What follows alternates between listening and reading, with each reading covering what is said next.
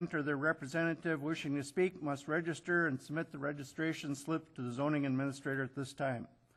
Following the public hearing, we'll conduct our monthly business meeting, in which time we will vote on the applications. You may stay and hear how the applications are decided, or you may leave following the hearing. The applicant and the town board will be sent a copy of tonight's decision. Any other persons wishing to receive a copy of a decision can sign the sheet on the table at the front of the room. Those of you wishing immediate knowledge of the outcome of these proceedings may call the county zoning office tomorrow morning.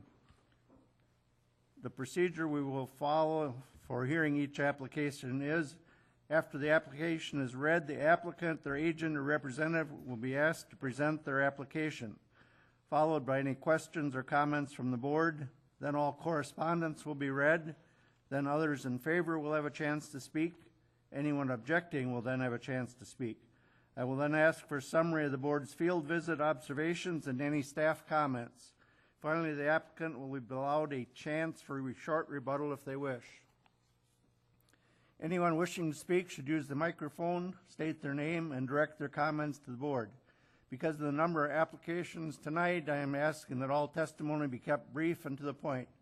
The applicant will have 10 minutes to present the information on their application other than questions from the committee. Anyone else wishing to speak should limit their testimony to 3 minutes, and any rebuttal by the applicant should also be limited to 3 minutes. If you are testifying as a nearby landowner, please tell us where your property is located relative to the subject property. Tonight's hearing will be recorded, and the recordings will become part of the record. Comments that are based on hearsay or secondhand information, as well as slanderous or prejudicial remarks, will be ruled out of order. The committee has looked at all the properties, and the record will reflect these observations.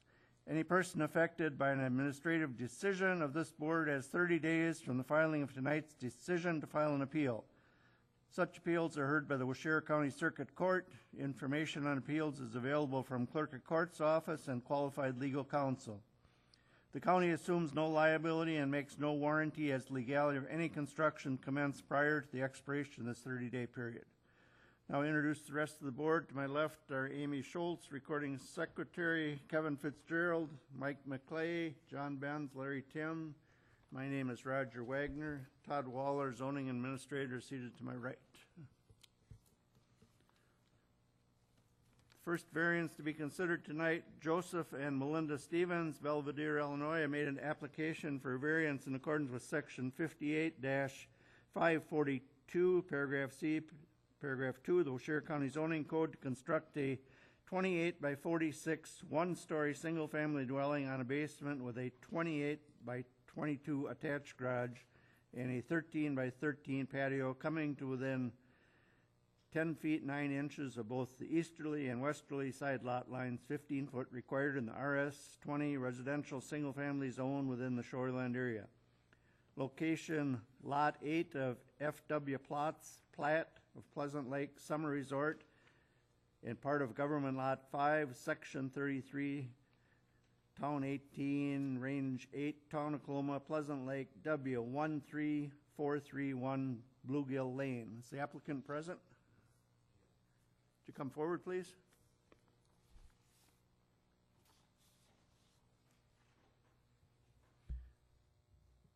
Please state your name for the record. Jess Johnson. I'm representing for Joe Melinda. Okay. Basically, you want to give us an overview of what you got planned out there? Yeah, we have, like stated, 46 by 28 new home with a attached garage being the same width, 28 by 22 feet long. Same width of house as the neighbor that we had built three years prior. Asking for the variance for side setbacks due to 50-foot lot, and 15-foot setbacks would make it a 20-foot house. So unreasonable ask for a 20-foot house, so we're asking for that side lot setback. Okay, just a few general questions then. Have you had a recent survey out there? Yes, everything's marked. In recent as in How recent? As in, I'm not sure how recent, but all the pins are there. Okay. You talked with the neighbors in the town about this project? Have I talked to the neighbors in town about Yeah. this project? No, I have not personally. Okay, what type of foundation will this be on? Poured walls. And how far above existing grade will the first floor be? It will match the exact match to the house next door, so it will not be any higher than that house next door. You won't be doing any filling or grading of the lot then? Well, there'll be a little bit here and there. I mean, it is going to be a hair higher than the house that sits there currently, just so that we can get a basement in according to perk tests. Okay, and what's the finished height gonna be? Oh, boy. 9-foot ceiling, 8, 12. Let me do some quick figuring. 14 feet. Approximately 15 feet. Okay. How do you plan on dealing with erosion and stormwater runoff? I submitted a proposal from CJ's Lawn and Landscaping, and it's an idea. We can meet with, there can be other ideas, but it's something that he had put together with a catch basin that would drain, past the house so that there wasn't wash past the house and down towards the lake further where it naturally drains anyway, except we wouldn't have for erosion there. Any other improvements planned at this time? No. All other setbacks will be met? Yes. What about the septic system? That will be, the septic system, one baffle will be moved towards the lake. That's already been designed. Vern Wagner has got the sanitary permits already to do the project, and the setbacks will be, I think it was flagged, so if you guys were out there, you'll see that we are the 11 feet back from that second baffle, which will be now the closest baffle to the house. And so all setbacks will be met as far as the septic system goes. The small metal shed will be gone? Yes, yes, that's being removed. What are the hardships or unique property limitations that would support the variance? Unique hardship is that it's only a 50-foot lot, and like I said, other than having a trailer on there, it's pretty narrow to have a 20-foot house. So that's our hardship, is to build what I would call a standard or a house that fits into the neighborhood. That would be what our hardship is. Probably all 50-foot lots, so. Yeah, they're probably all 50-foot lots. Right in that area, I believe they are real close to it. Okay, what is your timetable, or if approval are granted, when would you start the construction? Probably within the month. Any other committee questions? Mike? Do you have the plans with you that you submitted? I have a very small, it's not the very most updated one. I have one in my truck, but I did not bring it in because I didn't think it. Okay, if you look at the basement plan, there's an egress window in the bedroom basement. But if you look at the right elevation, no window, no egress window, excuse me. Probably just a misdraw on the architect's design, but there will be an egress window there. Okay, what, Has to be according doesn't the to. program trigger off of that or not? What's that? The program, doesn't it trigger off of the floor plan to, I don't know. I'm not a designer. I just okay, something I must have missed. I couldn't tell you if it. okay. So it will have an egress window? It will have an egress window. It has to by law in order to be registered as a basement Yeah, I or understand as a that, but bedroom. it's not there. Okay. Just, we have a site sketch in our packet, but not a survey. I think we had talked that we did not have a survey up to date on that property, There's a site sketch. right? Yep, that's according. I was told that was all I needed as far as because it was already.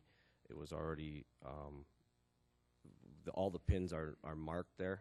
The concrete rods are there and they're capped with white pins when it was surveyed. I think when Joe and Melinda bought the property. Okay. So, I mean, that's why we were told we only needed a site sketch there because it was already just surveyed.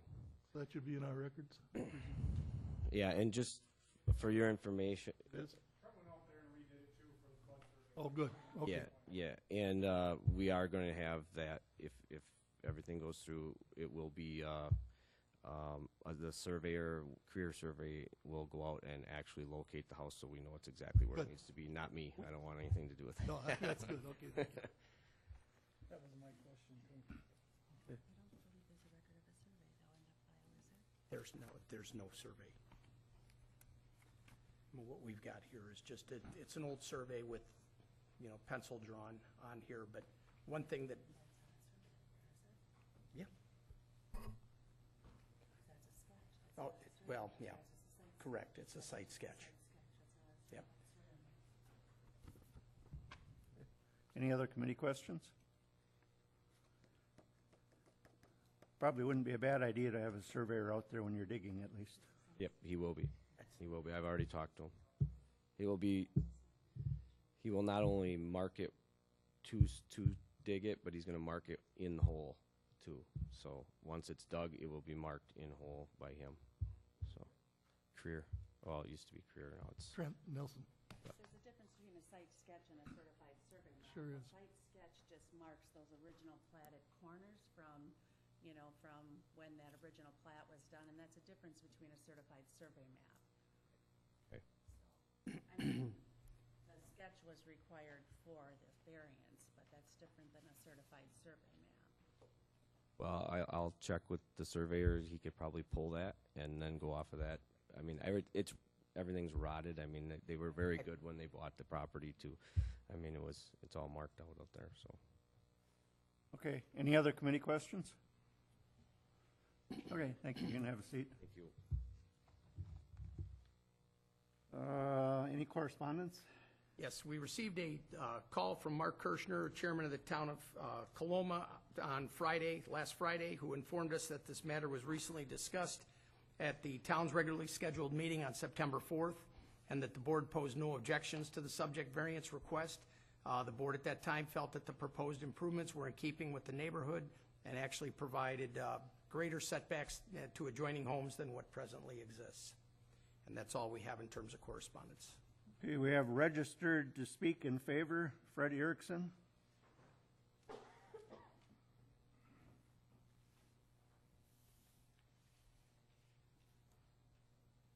My name's Fred Erickson. I live about a block and a half from the site. I'm familiar with the property because I sold it to him a few years back. All the lots in the area are like 49 and a half feet wide. Yeah, small. 38 years ago, when I became a broker, the call would come in on a property, does it have a bathroom? Is it inside? Now they call and say, how many bathrooms? 2, 3. So things have changed. This will be a great addition to the community. The house next door is similar to this one for setbacks and shape. It's just a plus for the community. Find it in your heart to grant it. Thank you. Okay. No one else registered. Staff comments? Nobody else. Yes. The applicants, as stated in your report, Joseph and Melinda Stevens, being represented by Jess Johnson, is requesting a variance to construct a single-family dwelling that's going to come within 10 foot 9 inches of both the easterly and westerly side lot lines when a minimum of 15 feet is required. If you recall, back on July 19th, Jess Johnson appeared before this board, however, was denied for a previous request. And at that time, the board felt that the requests were too excessive, that the home was too large, and was not taking into consideration a small lot size. As a result, the builder has now shaved 20 feet off of the overall length of the home, 2 feet off the width, and has moved the home back so that the lot, moved it back down the lot so that it's to meet the calculated average front yard setback of 52 feet. The board visited the property at the recent on-site on Monday, September 17th, and noted the following: that the non-conforming shed located in the front yard shall be removed prior to the issuance of a building permit. The applicant needs to prepare and submit an updated plat of survey for the property prior to the issuance of a land use permit. The board felt the applicants have done a good job designing a home or a building that fits the lot. The proposed home will be situated further away from the side lot lines than the existing structure, and that the proposed home has been reduced in both length and width since the last public hearing when this was discussed. Now, as you're familiar, variances seek a relaxation of the dimensional standard in the code, and that the decision to grant a variance must be supported by practical justification, which includes that the code is unnecessarily burdensome and that the landowner is not able to enact a permitted use without the relaxation of a dimensional standard. Number 2, that there are unique limitations to the property. And number 3, that the variance, if granted, will not harm the public interest. Staff has reviewed this request and believes that the applicant has redesigned the home to be more receptive to the concerns and recommendations of the board since the last meeting, that they provide ample justification which would warrant a variance, and that we also believe the home is more in keeping with the surrounding land uses and constraints of the property. Now, while the Board of Adjustments will be making a formal decision on this application, following this public hearing, staff is recommending approval of the variance request to construct a single-story, single-family home to come within 10 feet 9 inches of both the easterly and westerly side lot lines, subject to the conditions listed in your staff report. Okay, thank you. Next variance to be considered. I don't think the applicant needs a rebuttal. Todd Chesborough, DeForest, Wisconsin, Gerald Losey, landowner, has made an application for variance in accordance with section 58-826, parent D, the Washera County zoning code, to construct a 30 by 54 single-story building on a concrete slab within 300 feet visual clearance of State Road 22 and Buttercup Court in the RS-20 residential single zone within the shoreland area. Location: an approximate 1.45 acre parcel of land lying west of State Road 22 and south of Buttercup Court, being part of the northeast one quarter of the northeast one quarter, section 34, Town of Watoma, Watoma Mill Pond, State Road 22 and Buttercup Court. Is the applicant present? Come forward, please. You state your name and briefly tell us what your plans are out there. Good evening. Todd Chesborough. What I'm looking to do, this is a land that's owned by my father-in-law, Gerald Losey. Used to be my family's land, as a matter of fact, my father's land at one point. Grew up across the street from this building. I'm looking to build a 30 by 54 personal storage shed, which would house basically pontoon boats, snowmobiles, trailer, other items, personal items that I own. It's not looking to be anything commercial. It's totally personal. We are doing this in preparation to plan for moving to, I own a property on Silver Lake, and I will be rebuilding property on that lake. This will be used for a staging area for some of the furniture and things that I have to pull out of that building to rebuild, but also will be permanent storage for personal items that I own today. Okay. Just a few general questions then. Has there been a recent survey out there? Yes. The gentleman in town did the survey. Trent, is it? Okay. Paid And him you're for the sure of the survey. road right away and everything else? Yes. Okay. Have you talked to the town or county or state about this project? I've talked to the board about it. I have not. Town board? Yes, I mean, I've been working with the zoning for several months on this project. Okay. Pretty flat there. You probably won't have any erosion control? No, there wouldn't be any issues there. What type of foundation? Just a concrete slab? Correct. It'd be a 5-inch concrete slab. Okay. And how far above existing grade will the first floor level be? It'll be grade, basically. I don't know. There'll be a little bit of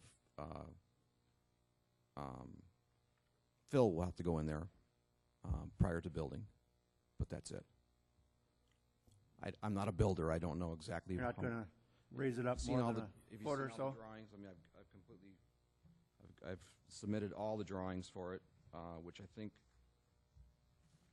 you see all the building drawings from the builder. It should state on here where it's showing where the building is. I don't know if it's got an exact grade on there or not, but these drawings here, have you seen these? I submitted these a couple of months ago, which should show all of your elevation, which should show all your... All I'm asking is you're not gonna bring a bunch of fill in and raise it up 5 feet? And Oh, no. I mean, a few inches? Yeah, no. Whatever it needs for the base to put the concrete in is basically all we would have down there. Any finished height of the building, approximate? 18 feet is the peak. Okay. 12 foot is the sides. The walls are 12 feet. Any other improvements planned out there at No, this time? there would be no plumbing, no, there ain't kind of septic, anything there. All other setbacks will be met? Yes. No septic system? No. Is there enough room for parking or turnarounds so we're not backing off the road or driving off? That is something I'm looking at right now, which I talked to you guys on Monday about, and I think that I can get that done. Yes. I'd have to pull in from the right side. So where the proposed driveway would be right now at 150 feet setback, probably would be further over, so it'd be more like 175 feet. Pull in from the right, turn, and then back in would be the way I would propose doing that. Okay. So I'm doing some measurements on that now, but yes, that's what I would try to attempt to do. Yes. Okay. Any other committee questions? That would just be gravel, that wouldn't be cement. Gravel. Yep, only gravel. Okay. Electric lines, are they a problem? No, the back corner one it's off the back corner. There's a 12-foot height there. It should be, according to Trent, we should be clear from that back pole. Electric company? I've asked them about electricity there, but I have not asked them specifically where the building point would be. And what's your timetable for construction? It's a good question because winter's coming up here, so in order for me to get this done, I got to clear some of the lot. I have to get the grading put in, and then the builder can come in. I'm not sure what the builder timeline is right now. I haven't been able to commit to that yet, so it's possible it may not be till next spring. Okay. Any other committee questions? Okay, thank you. You can have a chair. Any correspondence? We have no correspondence, and these are nobody to speak in favor. Those are speak in opposition.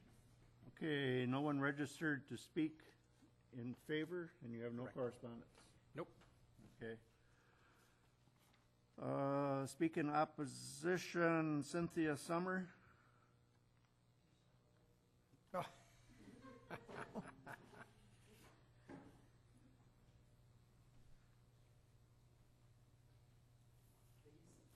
What's that?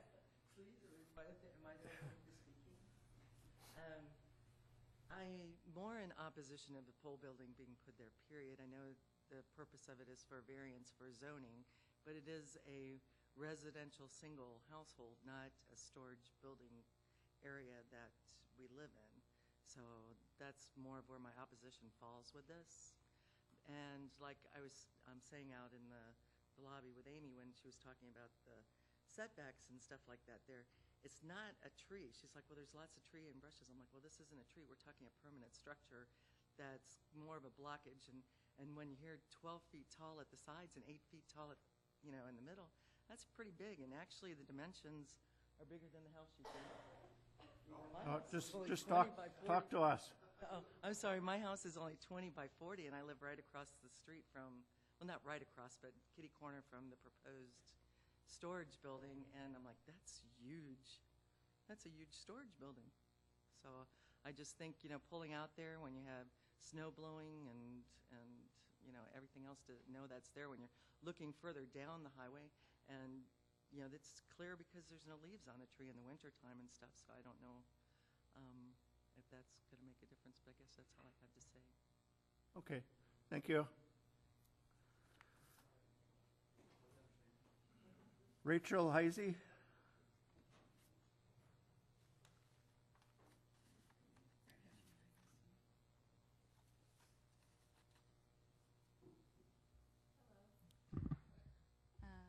Rachel Heisey. Speak into the mic, please. Sorry. There you go. I'm concerned about the appearance of having a storage building in a residential area. I have concern about it possibly affecting property value or being able to sell my home in the future. Those are my main concerns. And where do you live from the building? Live right directly across the street from where it will be built. So. Okay. Thank you, Rachel. Catherine?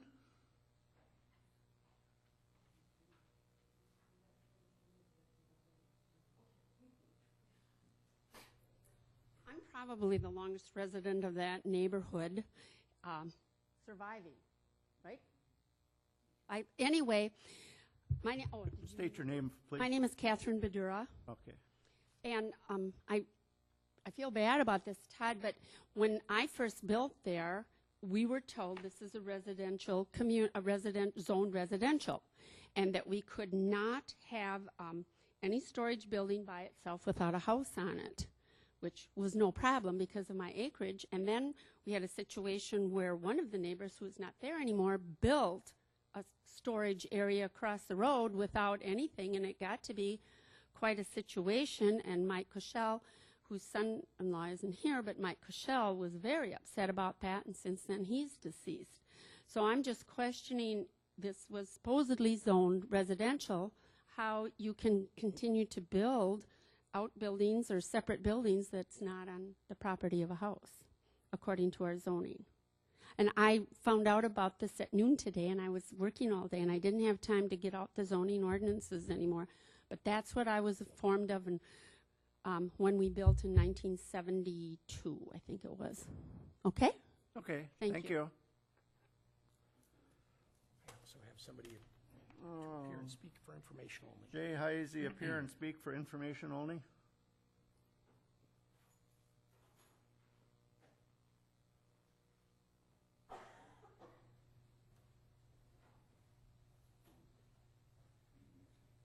Good evening. I'm Jay Heisey. I would just like to actually change my status on the sheet. Everything that I think I had questions on has been answered. Okay.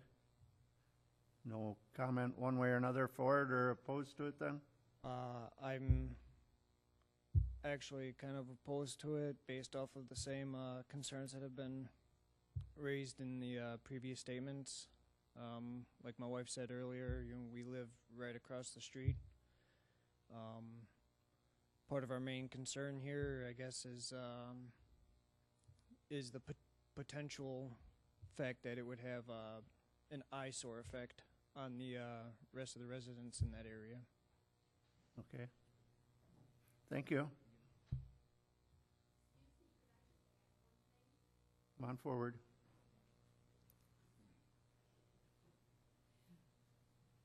What I'm really concerned about is there's 50 feet between my property and Mike Likeness's property. And if we set precedents here, somebody could buy that and put up a storage shed next to my house, which would diminish the property value of my house. And given my age, how long will I live there? But I want the most out of my house. But somebody, if we keep doing this, can just keep putting storage sheds up there. I don't know how anybody can build a house comparable to what we have on a 50-foot lot. So I forgot to add that. I'm sorry. Okay. Staff comments? Okay. As stated in your report, the applicant, Todd Cheesebro, the potential purchaser of the property is requesting a variance to construct a single-story pole building on a concrete slab within the 300-foot visual clearance corridor of State Route 22 and Buttercup Court. The subject property is presently undeveloped at the present time. However, the site has been previously involved in the variance process. Back in 2008, a variance was approved, and that which would have allowed a construction of a single-family dwelling with the basement, attached garage, and that to come within 45 feet of the right-of-way of State Route 22. And also, there was a variance that was granted to allow it within the visual clearance corridor of State Route 22 and Buttercup, as well as a variance to reduce the normal setback from the ordinary high water mark of the Watoma Mill Pond. Just for the record, the board did visit the property at their recent on-site on Monday, September 17th, and noted the following. They would like to see the vegetative buffer between State Route 22 and the building be preserved as best as possible, that all vehicle maneuvering must be on site. The applicant is responsible for meeting any and all required setbacks to the existing power lines, that the structure must be more than 18 feet in height and 1 story. Must be no more, sorry about that, must be no more than 18 feet in height. The applicant will need to file an accessory structure affidavit with the zoning office at the time of the land development permit, and that the applicant will need to prepare and submit impervious surface calculations also at the time of land development permit. Now, similar to the earlier variance request, it's up to the applicant to justify and provide practical justification in meeting 3 standards: that the code is unnecessarily burdensome, and that the landowner is not able to enact a permitted use without the relaxation of the code, and that number 2, that there are unique limitations on the property, and number 3, that the variance, if granted, will pose no harm to public interest. I've provided a illustration that was off of the Plattus survey and highlighted several setbacks for you.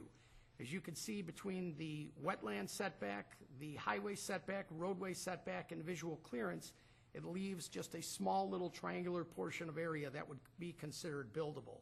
Obviously, this site, as illustrated by that, does show that there is substantial hardships in that would be posed upon anybody building upon that lot. For the record, just to address one of the concerns, pole barns or accessory structures are permitted prior to the construction of a single-family home and or on a lot as a standalone, as long as there's an affidavit that's filed by the landowner stating that it will not be used for habitable reasons. Staff has reviewed this request and believes that the applicant has been very diligent in designing and locating a structure that is not only sensitive to the existing site limitations, but will not detrimentally impact the surrounding land uses.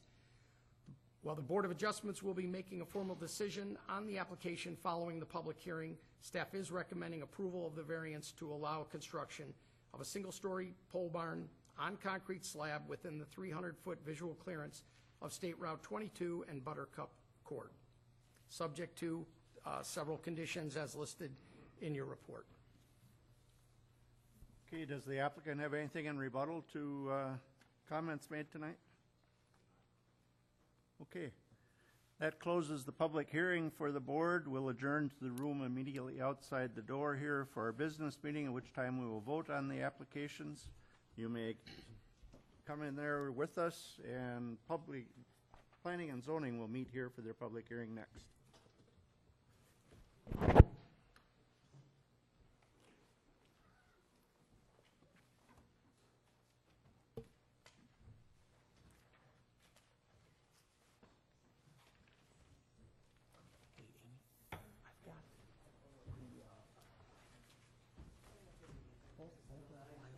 But just in case, I also pulled the original just so that it's comparison in terms of what was done before. Okay, good.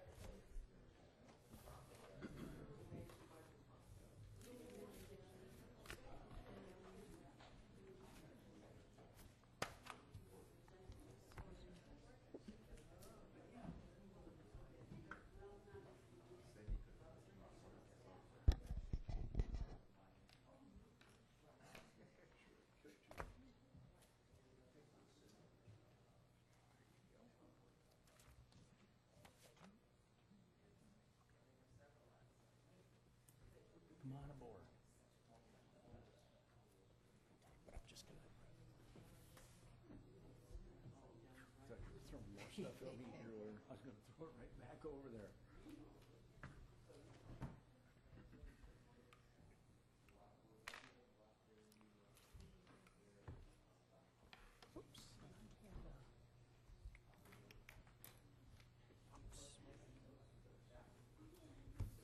Bear with me, give me just 2 seconds. There was a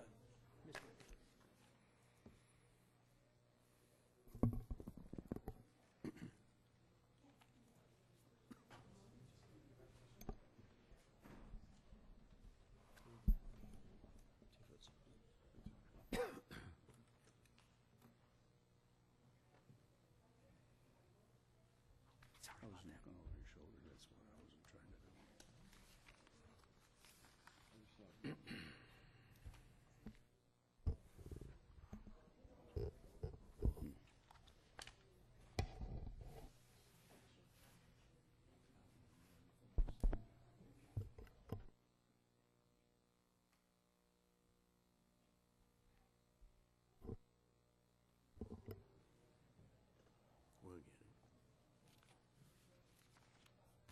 Want to read this first? There you go. We'll call this meeting of the Waushara County Planning and Zoning Commission to order. This meeting will be conducted in the same manner as the applications heard by the Board of Adjustments. Please remember to keep your comments brief and relative to the matter at hand. The same time limits will apply to testimony, which is 5 minutes for the applicant outside of committee questions and 3 minutes for other testimony, including any rebuttal by the applicant. Anyone other than the applicant or their representative wishing to speak at this hearing must have registered. Anyone who has not should do so immediately and submit the registration slip to the zoning administrator.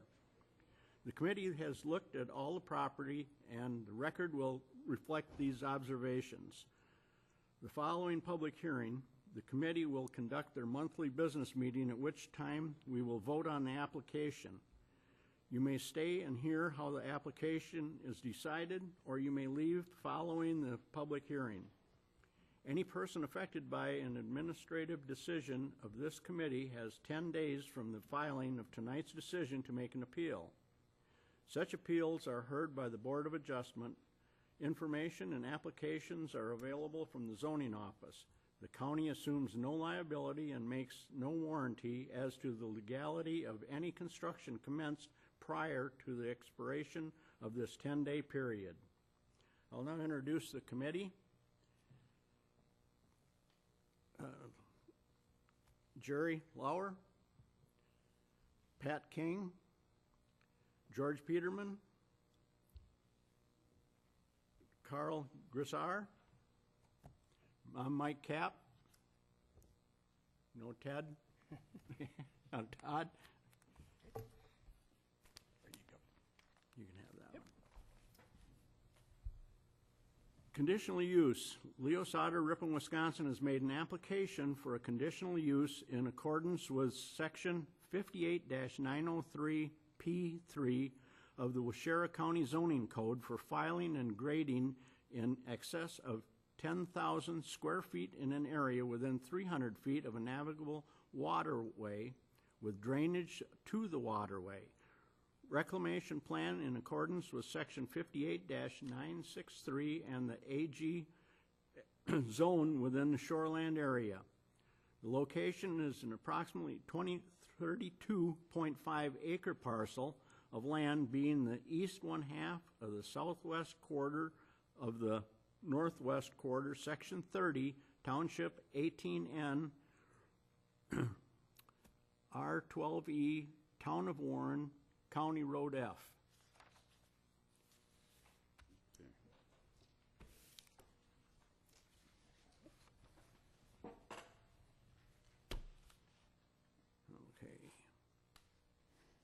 Okay.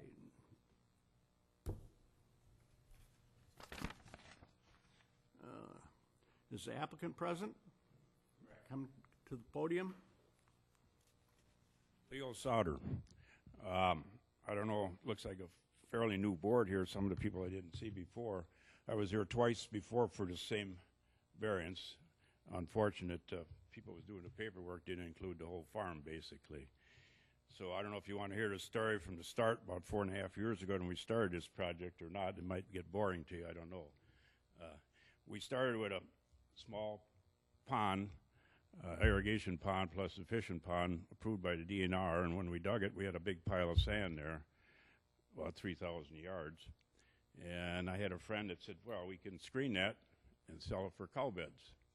So we went down and started screening it, and before long, we had Hemshire there. We had to satisfy them, name the lake, and get some maps. And then we found out we needed a mining permit for hauling these few loads of sand away.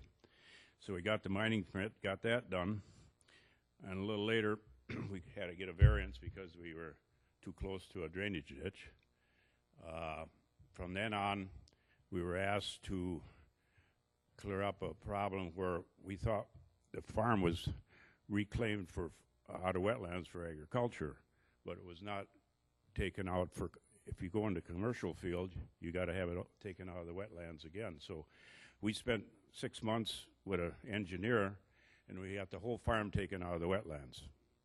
So as that went, and we enlarged the pond a little, so we had to enlarge our mining permit, which we went back for a variance. So right now, we're asking for the whole farm, the 30-some acres there, I guess it was, or 28, so we don't have to go back in front of the board again. So we plan on mining some sand, piling it up, screening it, and it's basically being sold for cow beds and a few other uses, maybe a little for masonry, and then the black dirt we're selling too. We may be starting to shred it so we could have a better opportunity of selling it. So I guess that's the story. Any questions? Does the committee have any questions? So, I was just looking at an aerial photo and then sort of a drawn map.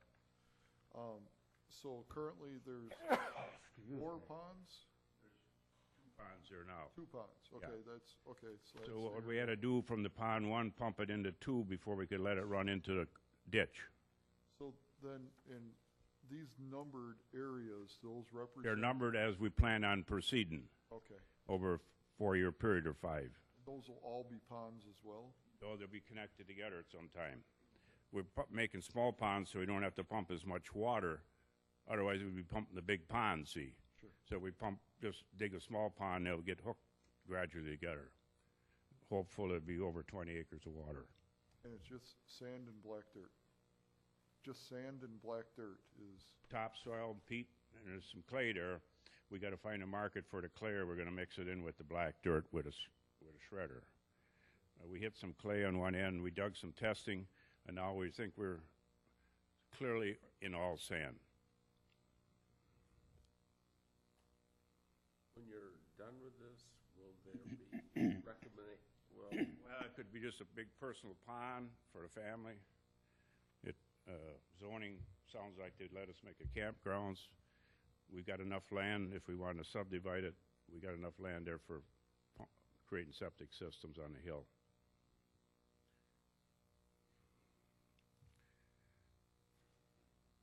Other committee questions?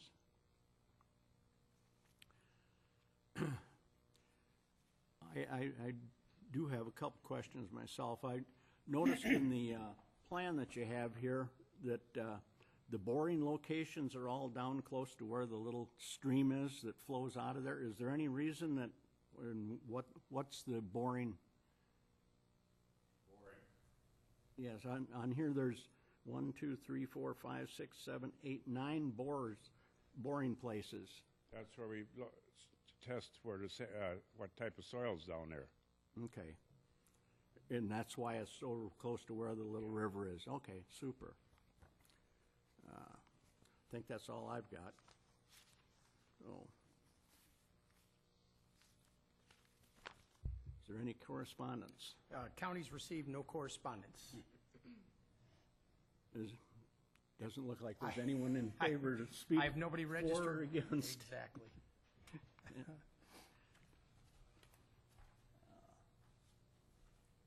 So, staff comments. Okay. As stated in your report, the applicant Leo Sauter is requesting approval of a conditional use to allow filling and grading in excess of 10,000 square feet within 300 feet of a navigable waterway and drainage to the waterway. Now, the Sauter property is approximately 32.5 acres and it's located on 5 parcels situated north of County Road F in the town of Warren, and it is presently an active non-metallic mining operation. The applicant received the original conditional use approval back in October of 2016. At that time, once again, they were seeking a conditional use for filling and grading in excess of 10,000 square feet, but the plans originally called for just a couple of upland stockpiles and extraction areas. Then shortly after that, the applicants came back before the Planning and Zoning Committee, received another conditional use or an amendment back in December of 2016 to allow filling and grading in excess of 10,000 square feet, but to expand their operations to include a total of 6 stockpiles. The proposed activity now consists of 7 stockpiles and sequentially staged extraction areas, but in a slightly, and I shouldn't say slightly, in a considerably different type of organization than what was originally proposed, and that's the reason for the amendment that's before you tonight. Committee visited the property at the recent onsite on Wednesday, September 19th, and they noted the following: that number 1, the property owner was not present. Number 2, the applicant needs to follow the plan as closely as consistently as possible. And that number 3, the proposed operations must not adversely impact the natural water resources. Staff has reviewed this request and believes that the non-metallic mining operations of a sand and gravel, as well as the construction of 7 sequentially staged ponds, is in keeping with the intent of the original existing conditional use, that the surrounding land uses, and it also meets the regional need. While the committee will be making a formal decision on this application following the public hearing, staff is recommending approval of the conditional request as stated in the report, and also subject to the conditions listed within the report. Okay. And I don't see where there's any rebuttal. So we'll move forward, and you can take a seat now if you want. Thank you. From here, we will move into the regular meeting. We can have a roll call. Mike. Here. Carl. Here. George. Here. Pat. Here. Jared.